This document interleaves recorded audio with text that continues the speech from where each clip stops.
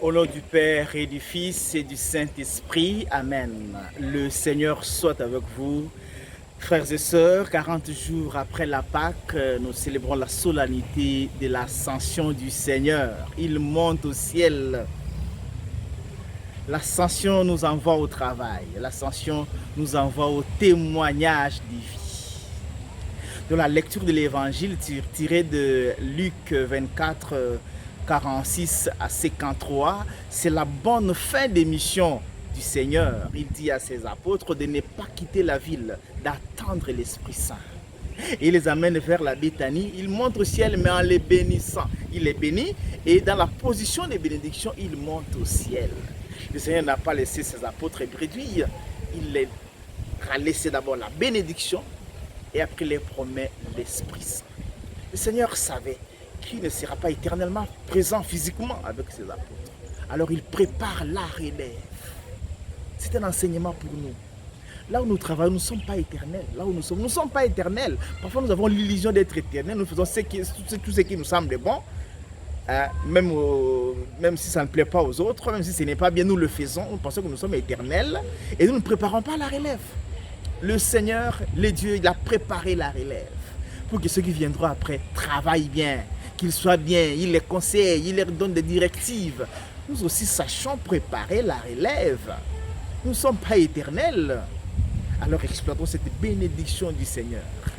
La bénédiction qu'il nous laisse pour que nous puissions témoigner de lui. Et la deuxième lecture tirée de la lettre aux Hébreux au chapitre 9, versets 24 à 28, et puis le chapitre 10, versets 19 à 23. L'auteur de la lettre aux Hébreux loue le fait que le Seigneur est entré dans les sanctuaires, non pas les sanctuaires faits des mains humaines, mais le sanctuaire du ciel. C'est l'écho de l'ascension. Lui qui est la tête, il est entré, il nous a précédés pour que nous aussi, les corps, nous aussi, le membre, nous puissions entrer dans le ciel. Il est entré, bien entendu, avec son corps, le corps qu'il a pris de la Vierge Marie. Parce que nous récitons, il a pris chair de la Vierge Marie. C'est la chair qu'il a prise de la Vierge Marie. C'est avec cette chair-là qu'il est entré au ciel. Et donc, il est entré au ciel avec un corps semblable au nôtre, excepté les péchés. Pour que nous aussi, si nous nous détachons du péché, nous puissions entrer au ciel comme lui y est entré. Je ne dois pas manquer le ciel. Je dois faire tout pour suivre ma tête qui m'y a précédé. Que le Seigneur nous aide donc à faire tout pour entrer au ciel comme lui-même est entré au ciel. Cela est possible si nous sommes de vrais témoins. Et c'est ça que nous dit la première lecture, tirée du livre des Actes des Apôtres au chapitre 1, versets 1 à 11. C'est toujours l'événement de l'ascension. L'ascension, le Seigneur parle et les apôtres lui posent la question sur quand est-ce qu'il viendra, la fin, ça sera quand. Le Seigneur dit non, il n'est pas question de savoir à la fin c'est quand, mais il est question de témoigner.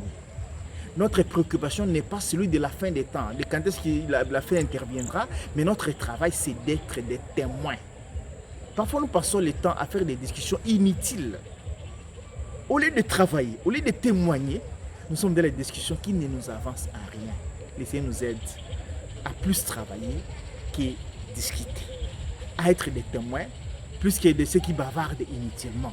C'est dans cela que la première lecture nous invite à être des témoins. Que le Seigneur nous aide donc à prendre ce travail qu'il nous a laissé, qui à prendre à bras le corps, être dans ce monde, ce qui continue sa mission en montrant aux autres le chemin de Dieu, le chemin du ciel. L'ascension nous envoie au travail. Alors bon travail à chacun et à chacune de nous. Et bonne fête de l'ascension.